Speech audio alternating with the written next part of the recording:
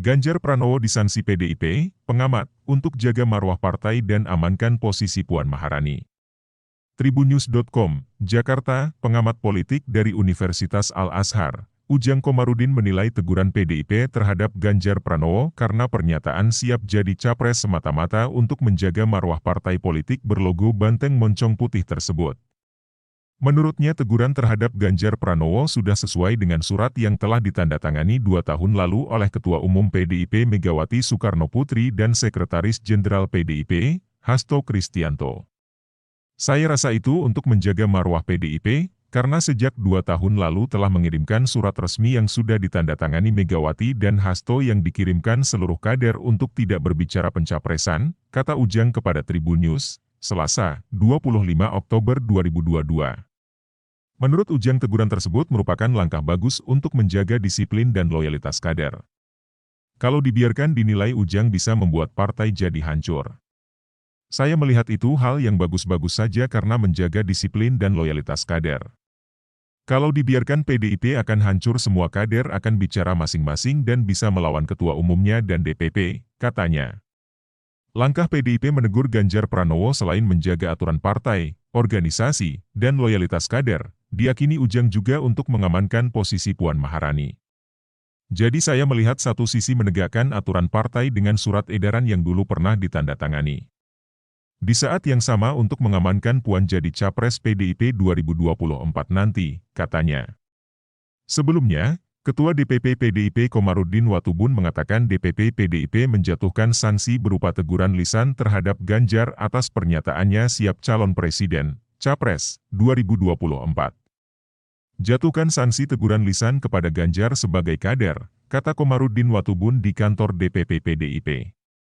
Komarudin mengatakan pernyataan Ganjar menimbulkan multitafsir di kalangan masyarakat. Meskipun tidak melanggar, tapi pernyataan ini menimbulkan multitafsir kepada publik, ujarnya. Komarudin menegaskan penegakan sanksi terhadap kader PDIP tak pandang bulu, termasuk soal Dewan Kolonel. Sama seperti jatuhkan sanksi pada teman-teman yang menamakan diri seperti Dewan Kolonel, ungkap dia. Pernyataan Ganjar siap jadi capres. Sekadar informasi, Ganjar mengatakan demi kepentingan bangsa dan negara dirinya siap menjadi capres. Hal itu disampaikan Ganjar dalam wawancara dengan televisi swasta pada Selasa, 18 Oktober 2022, malam. Mulanya, Ganjar mengawali pernyataannya dengan menjelaskan posisi dirinya di dalam dunia politik. Apalagi, dirinya merupakan kader PDIP. Dalam konteks pencapresan, Ganjar melihat ada dua realitas. Saya itu anggota partai, tentu saya melihat ada dua realitas. Pertama, saya anggota partai dan ada proses politik di dalam partai yang harus kita hormati. Kedua, ada realitas sosial, realitas survei yang memang itu ada, kata Ganjar. Untuk itu, Ganjar mengatakan akan memberikan kesempatan untuk para partai menentukan dan berkomunikasi. Hal itu dilakukan, kata Ganjar, demi mengambil keputusan yang terbaik.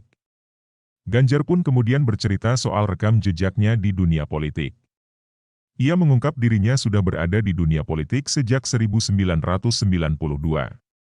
Bahkan, Ganjar mengaku sudah menjadi anggota partai pimpinan Megawati Soekarnoputri sejak masih bernama PDI.